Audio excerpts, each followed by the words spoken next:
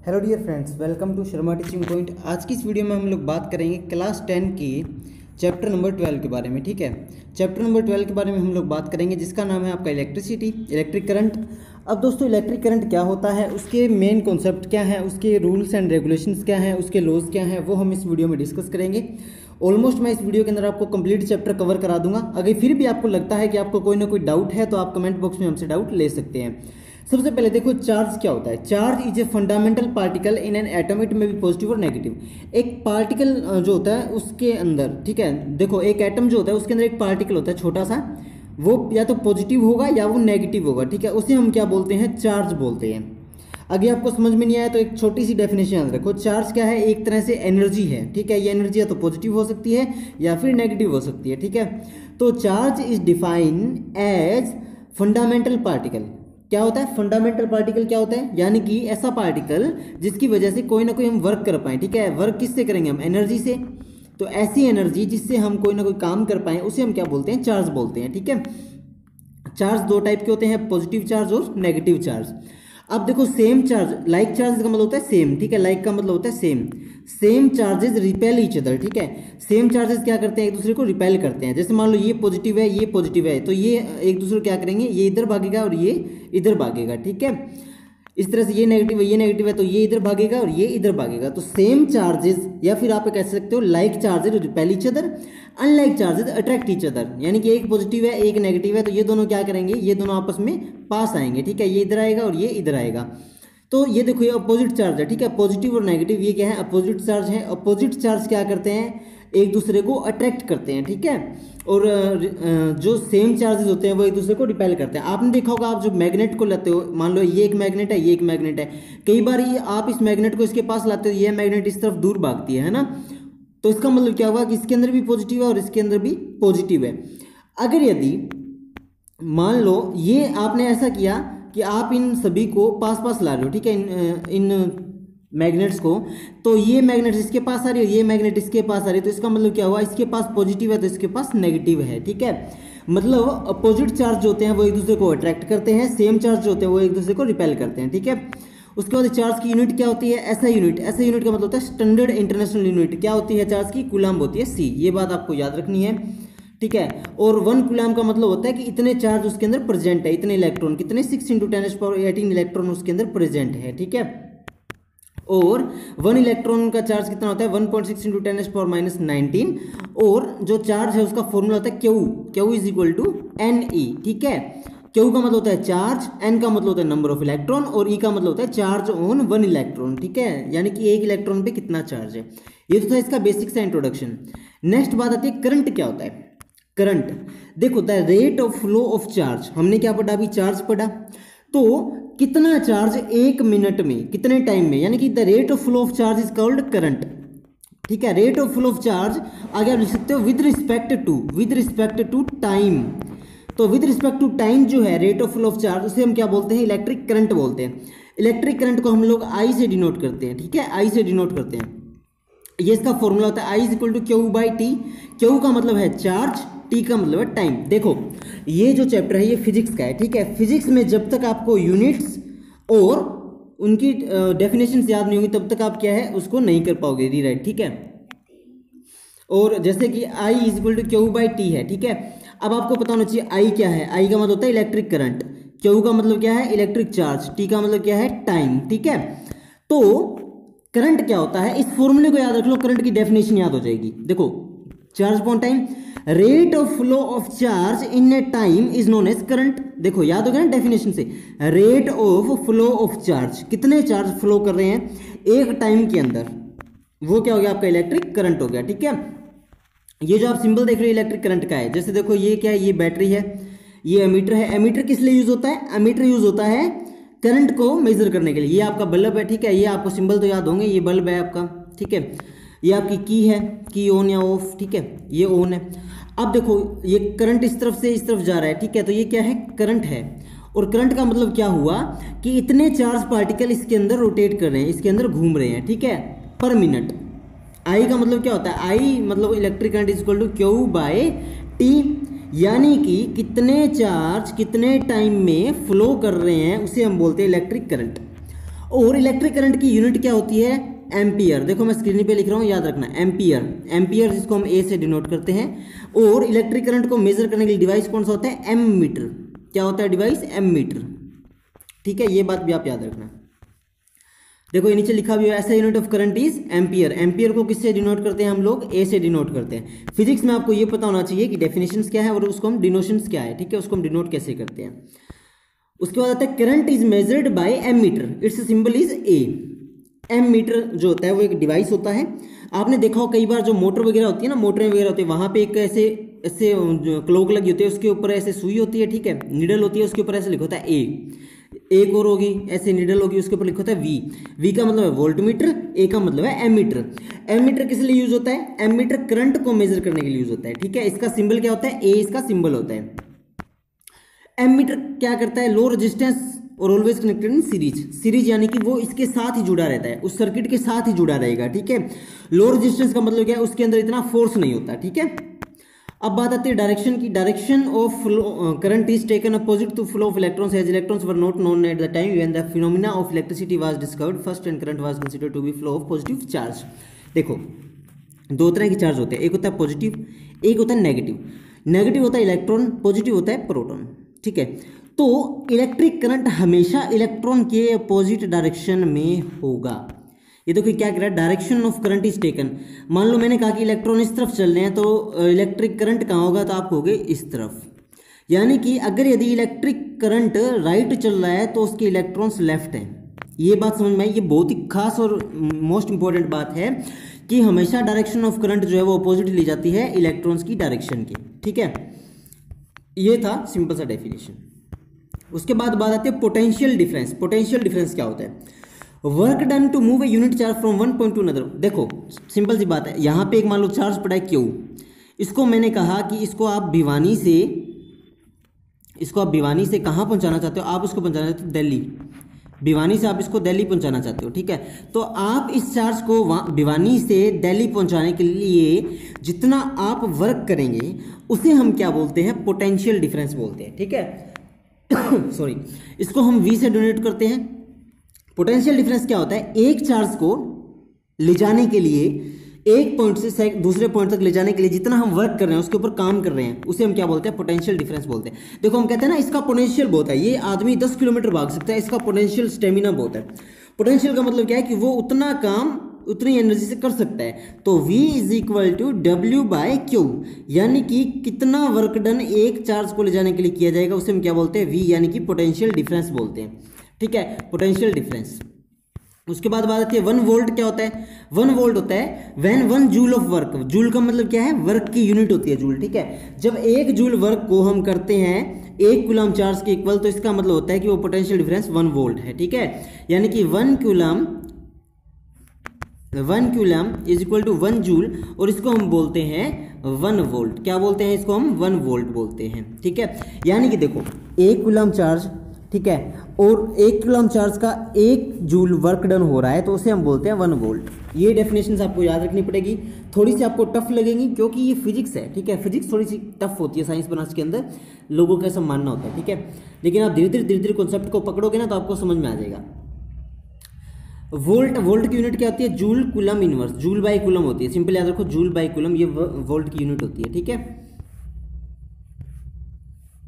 उसके बाद बात आती है वोल्ट मीटर। देखो ए वाला एमीटर होता है जो कि करंट को नापने के लिए यूज होता है। अब वोल्टेज को नापने के लिए, पोटेंशियल डिफरेंस को नापने के लिए किसका यूज होगा, वोल्ट मीटर का यूज होगा। It is an instrument to measure the potential difference, it has high resistance, is always collected in parallel, ठीक है। सिंबल क्या होता है इसका, V इसका सिंबल होता है, ठीक है। देखो वोल्ट मीटर एक ऐसा डिवाइस होता है जिससे हम कोई भी चीज का पोटेंशियल डिफरेंस हम मेजर कर सकते हैं। इसका रेजिस्टेंस हाई होता है, मतलब इसके अंदर फोर्स बहुत ज्यादा होता है, और ये हमेशा पैरेलल में जुड़ता है। अब याद कैसे रखोगे, देखो जिसका लो रेजिस्टेंस होता है वो हमेशा सीरीज में जुड़ेगा, ठीक है। लो रेजिस्टेंस किसका था, एमीटर का था, जिससे हमने करंट मेजर किया था, और एमीटर हमेशा सीरीज में जुड़ता है, ठीक है। और हाई रेजिस्टेंस किसका है, वोल्ट मीटर का है, और वोल्ट मीटर हमेशा पैरेलल में जुड़ेगा। और इसका सिंबल क्या होता है, इसका सिंबल होता है V, यानी कि पोटेंशियल डिफरेंस का सिंबल होता है V। उसके बाद बात आती है सेल्स, बैटरी जो होती है ना वो। Cell is the simplest device to maintain potential difference. Cell का क्या काम होता है? पोटेंशियल डिफरेंस को मेंटेन करना। मान लो चार्ज ज़्यादा है, वर्क कम कर रहा है, तो सेल क्या करेगा? उसको एनर्जी देगा। या फिर एनर्जी ज़्यादा जा रही है, वर्क कम हो रहा है, तो भी सेल क्या करेगा? उसको प्रमोट करेगा काम करने के लिए। तो सेल का क्या काम होता है? सेल एक डिवाइस होती है जिसका काम होता है maintain potential difference, potential difference को मेंटेन रखना। Current always from higher potential to lower potential. देखो करंट हमेशा कहाँ से कहाँ जाता है? हायर से लोअर की तरफ। मान लो यहाँ पे 40 वोल्ट है, यहाँ पे 30 वोल्ट है, तो करंट की जो डायरेक्शन है मूव करने की वो कहाँ होगी? वो डायरेक्शन होगी यहाँ से यहाँ। करंट हमेशा हायर वोल्टेज से लोअर वोल्टेज की तरफ जाता है, ये बात आपको याद रखनी है, ठीक है। ये कॉन्सेप्ट काफ़ी बार पूछ लिया जाता है एग्जाम में। उसके बाद मोस्ट इंपॉर्टेंट है ओम्स लॉ, एग्जाम में आता ही आता है ओम्स लॉ। ओम्स लॉ क्या कहता है? Potential difference across the 2 points of a metallic conductor is directly proportional to current passing through the circuit provided that temperature remains constant. देखो simply बात मैं बताऊं, ये कहता है जो वोल्टेज है ना वो डायरेक्टली प्रोपोर्शनल होती है करंट के। जो पोटेंशियल डिफरेंस है, वी क्या है? आपका पोटेंशियल डिफरेंस है। पोटेंशियल डिफरेंस हमेशा करंट के डायरेक्टली प्रोपोर्शनल होता है। डायरेक्टली प्रोपोर्शनल का मतलब है जब आप करंट को बढ़ाओगे तो आपका जो पोटेंशियल डिफरेंस है वो भी आपका बढ़ेगा, और जब आप करंट को कम करोगे, जब आप करंट को रिड्यूस करोगे तो आपका जो पोटेंशियल डिफरेंस है वो भी कम होगा, ठीक है। अब जब हम इस सिंबल को हटाएंगे तो यहाँ पे आ जाएगा आर, तो ये बन जाएगा V is equal to I R, और V is equal to I R है ना, ये आपका ओम्स लॉ। ओम्स लॉ देखो फिजिक्स में जिस बच्चे को फॉर्मूले आते हैं ना वो डेफिनेशन आराम से बना सकता है। देखो क्या है definition? According to Ohm's law potential difference is directly proportional to current, ठीक है, and potential difference is equal to the product of current and resistance. I का मतलब क्या है? करंट, आर का मतलब क्या है? रेजिस्टेंस। तो जिस बच्चे को ये दोनों फॉर्मूले याद है ना वो डेफिनेशन आराम से बना ले। कैसे? वोल्ट यानी potential difference is directly proportional to current and potential difference is equal to product of current and resistance, ठीक है। उसके बाद है R is a constant called resistance for a given metal. R क्या है? एक कांस्टेंट है जिसको हम रेजिस्टेंस बोलते हैं। यहाँ पे देखो वी का मतलब होता है पोटेंशियल डिफरेंस पीडी, आई का मतलब होता है करंट, ठीक है, और आर का मतलब क्या होता है? रेजिस्टेंस, ठीक है। ये है ओम्स लॉ, समझ में आ गया होगा आपको। अब बात आती है ग्राफ की। तो ओम्स लॉ का जो ग्राफ है ना वो ये होता है, ये यहाँ पे पोटेंशियल डिफरेंस होता है, यहाँ पे करंट होता है। अब देखो मैंने क्या कहा था? V is directly proportional to I। Ohm's law यही था, यानी कि जब आप पोटेंशियल डिफरेंस को बढ़ाओगे तो आपका करंट भी तो बढ़ेगा। तो देखो यही तो ग्राफ है। जब देखो इधर करंट बढ़ रहा है और इधर पोटेंशियल डिफरेंस बढ़ रहा है, तो जैसे जैसे हमने करंट को बढ़ाया तो पोटेंशियल डिफरेंस बढ़ता गया और ग्राफ क्या आ गया? आपका स्ट्रेट लाइन ग्राफ आ गया। ये ग्राफ आप याद रखो कि जब हम पोटेंशियल डिफरेंस को बढ़ाते हैं तो करंट भी बढ़ता है। इस तरफ नीचे यहाँ पे करंट है और ये ग्राफ बिल्कुल सीधा आता है, ठीक है। आपको ये ग्राफ याद रखना है। ओम्स लॉ एक तो ये फॉर्मूला याद रखो, V is directly proportional to I, V is equal to I R. उसके बाद एक ग्राफ बना दो, डेफिनेशन लिख दो, नंबर पूरे मिलेंगे आपको।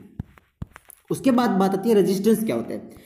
देखो सिंपल सा लैंग्वेज में आपको बताता हूँ रेजिस्टेंस का। रेजिस्टेंस का मतलब होता है स्टूडेंट्स रुकावट जो आती है। फॉर एग्जांपल आप देखते हो जो पानी का आपका जो नल है, जो पानी की जो ट्यूब है, ठीक है, नल है आपके घर में, उसके अंदर मान लो जैसे बाथरूम में आप नहा रहे हो, उसके अंदर ऊपर से किसी ने कचरा फंसा दिया, तो क्या वो पानी उतने प्रेशर से आएगा? नहीं आएगा, है ना। क्यों? क्योंकि उसके अंदर कचरा फंसा हुआ है। तो जो कचरा है ना पानी के नल के अंदर, उसे हम बोलते हैं रेजिस्टेंस।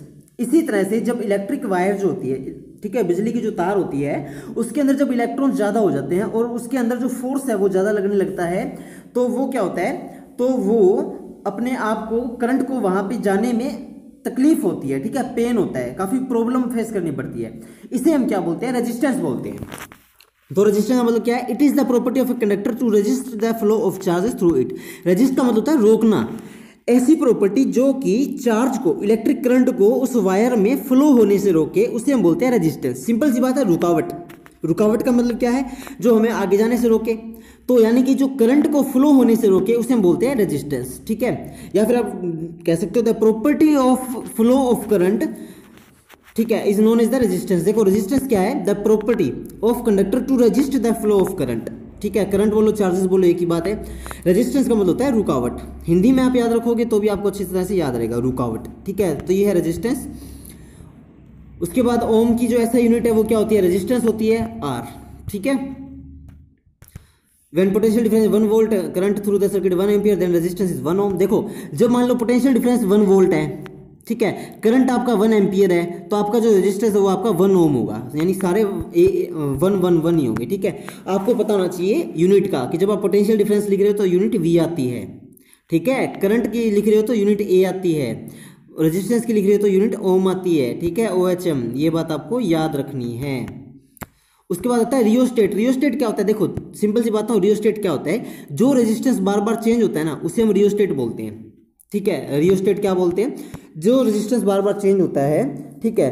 और देखो वोल्टेज चेंज नहीं हो रही है, पीछे से जो हमने वोल्टेज दे रखी है ना, जो पावर दे रखी है वो चेंज नहीं हो रही है, बट जो वायर के अंदर जो रेजिस्टेंस है वो बार बार चेंज हो रहा है, ठीक है, कभी प्लस कभी माइनस, कभी प्लस कभी माइनस, तो इसे हम क्या बोलते हैं, रियोस्टेट। सिंपली भाषा में याद रखो, change of resistance without changing the source of voltage.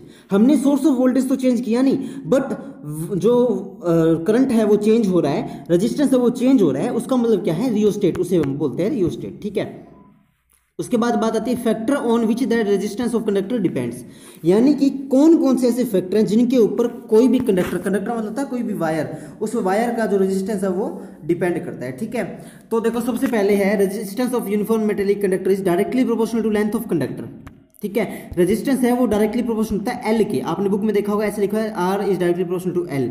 L का मतलब क्या है, लेंथ ऑफ कंडक्टर। देखो एक तो इतनी सी पाइप है और एक इतनी बड़ी पाइप है, अब इसके अंदर आपने कचरा फंसा दिया तो इसके अंदर थोड़ा कचरा आएगा, इसके अंदर काफी ज्यादा सारा कचरा आएगा, है ना। तो इसका मतलब क्या है, जितनी ज्यादा लेंथ होगी उतना ज्यादा रेजिस्टेंस होगा, ठीक है। फॉर एग्जांपल मैंने किसी को कहा कि आपको एक बार तो इस पाइप में से यहां से होकर यहां पे गुजरना है, एक बार आपको इस पाइप में से यहां से होकर यहां पे गुजरना है, ठीक है। तो किस में ज्यादा दम लगाना पड़ेगा, इसमें ना, क्यों, क्योंकि इसकी जो लेंथ है वो ज्यादा है, और लेंथ ज्यादा होने से यहाँ पे जो रेजिस्टिविटी है, जो रुकावटें हैं वो ज्यादा होगी, है ना। तो इसका मतलब क्या हुआ कि जितनी ज्यादा लेंथ होगी उतना ज्यादा रेजिस्टेंस होगा, तो resistance is directly proportional to L, यानी कि length of conductor. Inversely proportional to area of cross section. Area of cross section क्या होता है, ध्यान से देखो, ये पाइप है तो ये जो एरिया है ना, जो मैं आपको ग्रीन से दिखाऊंगा, वो ये वाला जो एरिया होता है ये होता है आपका एरिया ऑफ क्रॉस सेक्शन, ठीक है, एरिया ऑफ क्रॉस सेक्शन। अब जितना ज्यादा एरिया ऑफ क्रॉस सेक्शन होगा ना, रेजिस्टेंस उतना ही कम होगा। रेजिस्टेंस क्या है, इनवर्सली प्रोपोर्शनल है, R is inversely proportional to A, ऐसे लिखा है ना, R is inversely proportional to A. A का मतलब एरिया ऑफ क्रॉस सेक्शन। देखो जितना ज्यादा ये एरिया ऑफ क्रॉस सेक्शन होगा, ठीक है, जितना ज्यादा एरिया ऑफ क्रॉस सेक्शन होगा ये वाला, उतना रेजिस्टेंस कम होगा। मान लो देखो यहाँ पे आपने कचरा बिछा दिया तो क्या है, पानी यहाँ से होके निकल जाएगा, है ना। अब ये है ही बिल्कुल छोटी सी, तो पानी को यहाँ पे दिक्कत होगी। तो एक बात याद रखो, जितना ज्यादा एरिया ऑफ क्रॉस सेक्शन होगा एरिया ऑफ क्रॉस सेक्शन होगा उतना कम रेजिस्टेंस होगा, जितना ज्यादा एरिया ऑफ क्रॉस सेक्शन उतना कम। देखो डायरेक्टली का मतलब होता है इक्वल, यानी कि वो भी बढ़ेगा तो वो भी बढ़ेगा। इनवर्सली का मतलब होता है अपोजिट, यानी कि एक चीज बढ़ रही है दूसरी चीज आपकी घटेगी। फिर है डायरेक्टली प्रोपोर्शनल टू टेम्परेचर, ऐसे लिखोगा R is directly proportional to T. Temperature यानी जैसे आप टेम्परेचर बढ़ाओगे तो रेजिस्टेंस भी आपका बढ़ेगा। क्यों बढ़ेगा, जैसे देखो ये पाइप है, इसके अंदर यहाँ पे कचरे के पार्टिकल है और नीचे से आपने लगा दी आग, नीचे से आपने क्या लगा दी, फायर लगा दी, ठीक है, आग लगा दी नीचे से आपने। तो ये क्या करेंगे, ये ऊपर नीचे हो ना, कोलैबोरेट करना स्टार्ट करें। जब इनको गर्मी मिलेगी, हीट मिलेगी, तो अब यहाँ से पानी आ रहा है, वो बेचारा अपना रास्ता ढूंढ रहा है, ये बीच में यूं कूद रहे हैं, ठीक है। तो इसका मतलब क्या है, R is directly proportional to T, यानी कि जैसे आपने टेम्परेचर बढ़ाया आपका जो रेजिस्टेंस है वो बढ़ जाएगा, और जैसे ही आपने टेम्परेचर को कम किया आपका जो रेजिस्टेंस है वो भी कम हो जाएगा, ठीक है। उसके बाद depend on nature of material. हाँ, अच्छा मटेरियल होगा तो रेजिस्टेंस कम होगा, खराब सा मटेरियल है तो बेचारा गरीब सा, तो जो रेजिस्टेंस है वो ज़्यादा होगा।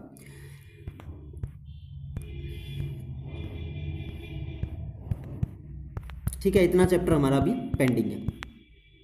उसके बाद बात करते हैं रजिस्टर इन सीरीज। सीरीज का मतलब क्या होता है, देखो कि एक रेजिस्टेंस ये रहा, दूसरा रेजिस्टेंस ये रहा, तीसरा ये रहा, मतलब तीनों एक ही लाइन में जुड़े हों, उसे हम क्या बोलते हैं, रजिस्टर इन सीरीज बोलते हैं। मोस्ट इंपॉर्टेंट है रजिस्टर इन सीरीज और रजिस्टर इन पैरेलल, ध्यान रखिएगा, ठीक है। देखो when two or more resistance are connected end to end. End to end का मतलब क्या है, इसका एंड और इसका एंड जुड़ा हो, इसका एंड और इसका एंड जुड़ा हो, ठीक है। तो जो एंड टू एंड कनेक्टेड होते हैं रेजिस्टेंस, उससे हम क्या बोलते हैं, रजिस्टर इन सीरीज बोलते हैं, ठीक है।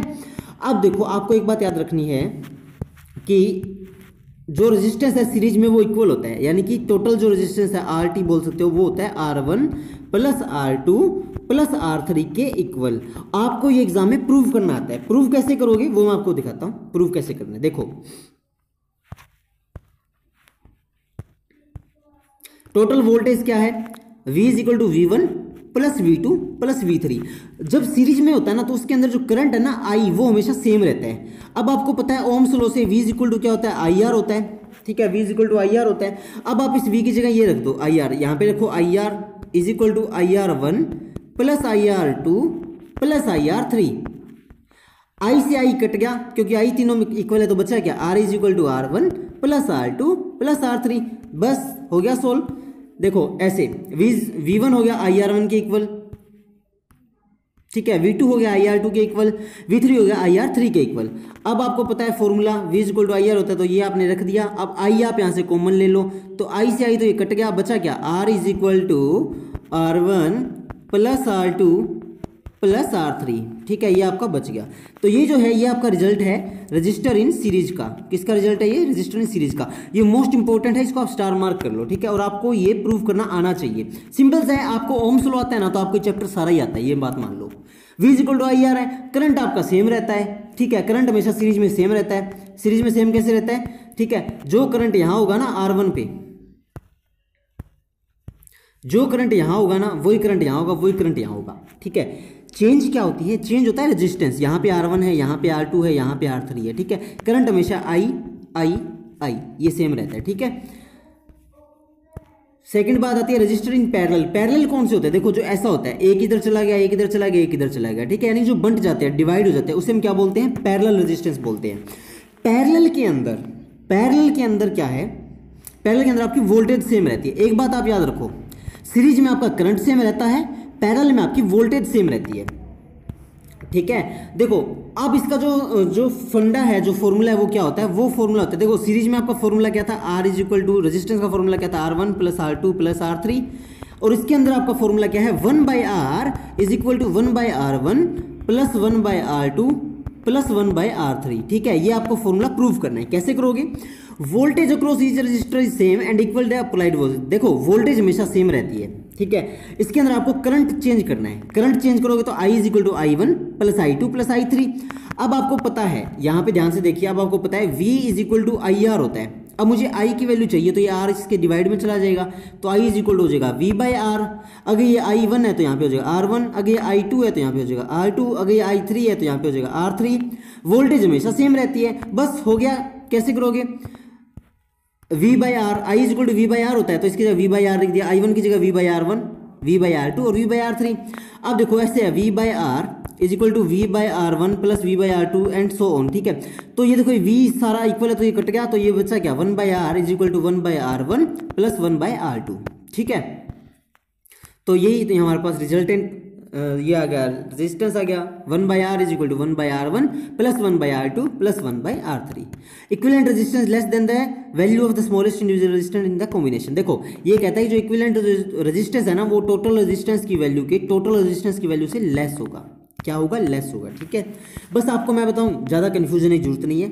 ये जो रेजिस्टेंस इन पैरेलल और रेजिस्टेंस सीरीज के ये जो फॉर्मूले है ना, इनको आपको ड्राइव करना आना चाहिए। कैसे, अगर आपको पता ना कि सीरीज में करंट सेम रहता है, पैरेलल में वोल्टेज सेम रहती है, तो आप इनको इजीली ड्राइव कर सकते हो। और एक आपको फॉर्मूला पता होना चाहिए, V is equal to IR। यहाँ से हमें I निकालना है, तो यार देखो R यहाँ पे मल्टीप्लाई में, इधर जाकर डिवाइड में हो जाएगा, तो I इज इक्वल टू हो जाएगा V/R, ठीक है। अब आपको पता है वोल्टेज सेम है, वोल्टेज से वोल्टेज कट हो जाएगी, रेजिस्टेंस का एज इट इज ये आ जाएगा, ठीक है। बस ये बात आपको याद रखनी है।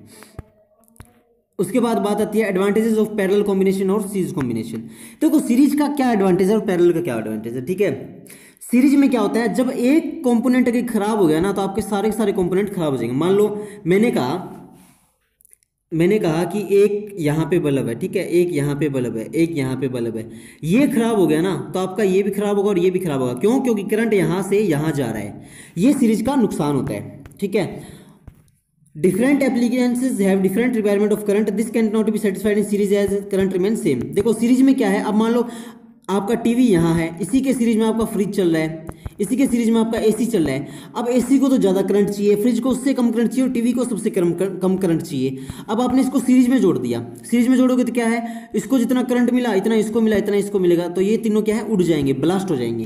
तो इसका और क्या डिसएडवांटेज है कि सीरीज में क्या है, सभी डिवाइसेस को इक्वली करंट नहीं मिल पा रहा है, ठीक है। यानी कि देखो अलग अलग करंट चाहिए डिवाइसेस को, ठीक है। मान लो एसी को 100 किलोवाट चाहिए, ठीक है, पावर मतलब, और फ्रिज को मान लो 20 किलोवाट पावर चाहिए, तो उनको इक्वल तो नहीं मिल पा रही ना, आपने सीरीज में जोड़ दिया, सीरीज में तो करंट इक्वल जाएगा। अगर टीवी में 20 किलोवाट जा रहा है ना तो फ्रिज में भी 20 ही जाएगा, 20 जाएगा, एसी में भी 20 जाएगा। तो इससे क्या होगा, आपके जो इक्विपमेंट है वो काम नहीं करेंगे। तो ये सीरीज का नुकसान होता है। फिर the total resistance in parallel circuit is decreased. Parallel circuit में क्या है, टोटल रेजिस्टेंस डिक्रीज होता है, यानी कि बिल्कुल कम होता है, तो इसलिए पैरेलल जो सर्किट है वो बढ़िया होता है। ठीक है, उसके बाद आता है आपका heating effect of electric current. देखो सिंपल सी बात है, ठीक है, नॉर्मल देशी भाषा में समझाओ ना, हीटिंग इफेक्ट क्या होता है। देखो जब गर्म हो जाती है ना तार तो उसे बोलते हैं हीटिंग इफेक्ट। आपने देखा होगा हीटर हम यूज़ करते हैं, ठीक है, घरों में हीटर आप यूज़ करते हो, माइक्रोवेव ओवन आप यूज़ करते हो खाना वगैरह पकाने के लिए, ठीक है। उसके अंदर देखो, उसके अंदर क्या होता है, उसके अंदर आप देखोगे कि इलेक्ट्रिक करंट जो होता है वो वायर्स के अंदर चल रहा है। ऐसे हीटर की वायर होती है ना, उसके अंदर क्या है, इलेक्ट्रिक करंट चल रहा है। अब वो करंट से क्या होती है, वायर क्या होती है, गर्म हो जाती है, ठीक है। गर्म होती है तो उससे हमें हीट मिलती है और उससे हम पानी वगैरह गर्म करते हैं, खाना बनाते हैं, तो इसे बोलते हैं heating effect of electric current. ठीक है, देखो जब कोई वायर है उसके अंदर रेजिस्टेंस काफी ज्यादा हाई है, तो यहाँ पे करंट को आने के लिए क्या है, स्ट्राइक करना पड़ेगा। करंट आएगा ना तो उसको काफी दम लगाना पड़ेगा, और जैसे जैसे वो जितना ज्यादा दम लगाएगा, जितना ज्यादा काम करेगा, तो वो गर्म हो जाएगा। गर्म होता है उसे हम क्या बोलते हैं, heating effect of electric current. ठीक है, सिंपल सी बात है, आपको एक फॉर्मूला याद रखना है, H इज इक्वल टू होता है I²RT। ठीक है, I का मतलब होता है करंट, R का मतलब रेजिस्टेंस, T का मतलब टेम्परेचर। जितना ज़्यादा रेजिस्टेंस होगा, जितना ज़्यादा रेजिस्टेंस होगा, उतना ही उसके अंदर करंट कम फ्लो करेगा। करंट कम फ्लो करेगा तो वो जो वायर है वो गर्म हो जाएगी, और उसे हम लोग बोलते हैं heating effect of electric current. ठीक है, सिंपल सी डेफिनेशन आपको याद रखनी है। उसके बाद बात आती है Joule's law of heating effect of electric current. Joule's law क्या है, यही है, H is directly proportional to I², ठीक है, और H is directly proportional to R। अब आप इन दोनों को ऐड कर दो तो ये क्या हो जाएगा, ये हो जाएगा H is equal to I²RT। ठीक है, सिंपल सी बात है, आपको याद रखना, बस फॉर्मूला याद रखना है, H is equal to I²RT, और कोई आपका कंसेप्ट ही नहीं है। जूल्स लॉ क्या कहता है कि जो हीट है ना वो डायरेक्टली प्रोपोर्शनल होती है करंट के स्क्वायर की, और हीट है वो डायरेक्टली प्रोपोर्शनल होती है रेजिस्टेंस की। ये बात आपको याद रखनी, डेफिनेशन सिंपल सी आपको याद रखनी है। ठीक है, इसके अंदर कोई भी वो बड़ी बात नहीं है। नेक्स्ट आता है filament of electric bulb is made up of tungsten because. आपने देखा होगा जो घरों में जो 100 वाट के जो बल्ब होते थे पहले, ऐसे बड़े सारे बल्ब होते थे, उसके अंदर एक छोटा सा ऐसे फिलामेंट होता था, एक वायर होती थी छोटी सी, है ना, ऐसे बिल्कुल पतली सी वायर होती थी, ऐसे होती थी ना, तो इसे हम बोलते हैं फिलामेंट, इसे हम बोलते हैं फिलामेंट। ठीक है, और ये बना होता है टंगस्टन का, टंगस्टन का बना होता है। अब एग्जाम में कैसे पूछेगा, the type of metal which is use to make the filament of electric bulb is, क्या है उसका आंसर, टंगस्टन। जी हाँ, टंगस्टन से बनता है वो। ठीक है, टंगस्टन से क्यों बनता है उसका वो रीजन पूछेगा तो आपको रीजन बताना है, because it does not oxidise readily at high temperature, कि ये जो है वो उसको हम कितना ही टेम्परेचर दे दे, ये जो है वो गर्म होकर टूटता नहीं है। ठीक है, और it has high melting point, इसका हाई मेल्टिंग पॉइंट होता है कितना, 3380 डिग्री सेल्सियस। हमारे यहाँ पे 45 डिग्री अगर सेल्सियस अगर गर्मी पड़ने लग जाए ना तो हम कहते हैं उफ गर्मी, तोबा तोबा। ठीक है, लेकिन इसका टेम्परेचर इतना हाई होता है मेल्टिंग पॉइंट कि इतनी ज़्यादा हीट को भी ये सहन कर सकता है। तो इसलिए टंगस्टन का बनाया जाता है, ताकि जब ज़्यादा करंट आ जाए, ठीक है, बल्ब के अंदर, तो वो बिल्कुल फ्यूज ना हो, ठीक है, वो टूटे नहीं, इसलिए टंगस्टन का यूज़ किया जाता है। और उसके बाद आपका आता है कि जो बल्ब है उसके अंदर गैसेस भी भरी जाती है। कौन कौन सी होती है, वो नाइट्रोजन, ठीक है, और आर्गन, जो कि बिल्कुल इनएक्टिव गैसेस होती है। वो किस लिए भरी जाती है, ताकि जो फिलामेंट है, जो आपका टंगस्टन का बना हुआ फिलामेंट है ना, उसकी जो लाइफ है वो ज़्यादा बनाई जा सके। ठीक है, जैसे मान लो आप देखते हो ना इसे बल्ब है तो इसके अंदर यहाँ पे गैसेस भरी हुई होती है। ठीक है, आपको वो दिखाई नहीं देती है बट गैसेस होती है। कौन सी गैसेस होती है ये भी आपको याद रखना है, एक तो नाइट्रोजन, एक होती है आर्गन। ठीक है, N and AR। उसके बाद बात आती है इलेक्ट्रिक फ्यूज। इलेक्ट्रिक फ्यूज क्या होता है, एक सेफ्टी डिवाइस होता है जो कि आपको इलेक्ट्रिक अप्लायंसेस को शॉर्ट सर्किट से और ओवरलोडिंग से बचाता है। आपने देखा होगा कई बार कहते हैं मिस्त्री जो आते हैं घरों में कि आपके घर का तो फ्यूज उड़ गया, है ना। फ्यूज उड़ने का मतलब ये डियर फ्रेंड्स, जब ज़्यादा पीछे से एकदम अचानक से ज़्यादा बिजली आती है, ठीक है, ज़्यादा करंट आएगा ना, तो वो अगर डायरेक्ट आपकी टीवी या फ्रिज में जाएगा ना तो आपका टीवी या फ्रिज आपका जल जाएगा। ठीक है, उसको सेफ कर रखने के लिए, उसको बचाने के लिए हम लोग लगाते हैं इलेक्ट्रिक फ्यूज।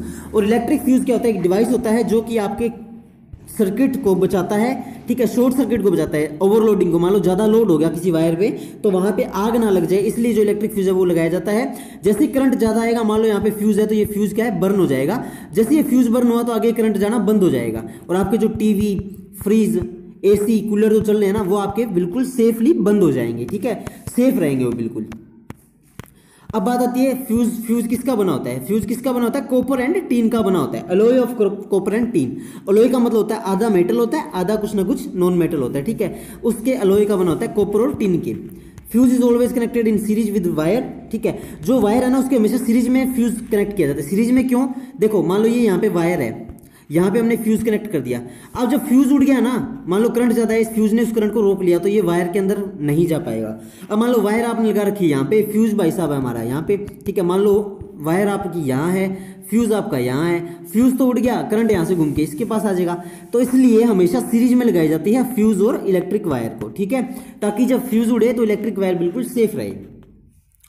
फ्यूज का जो मेल्टिंग पॉइंट वो काफी लो होता है। देखो लो मेल्टिंग पॉइंट है तभी तो थोड़ा सा झटका आते ही वो उड़ जाता है, बर्न हो जाता है। अगर हाई मेल्टिंग पॉइंट होगा तो क्या होगा, वो कहेगा कोई बात नहीं भाई साहब, आने दो करंट को और ज्यादा आने दो, ठीक है, मैं बाद में उड़ूंगा, आराम से उड़ूंगा, ठीक है। ऐसा नहीं होता, वो थोड़ा सा झटका आते ही वो उड़ जाता है और आपको पता लग जाता है कि इलेक्ट्रिक करंट में कोई ना कोई खराबी है, ठीक है। इसीलिए इलेक्ट्रिक फ्यूज का हम लोग यूज करते हैं।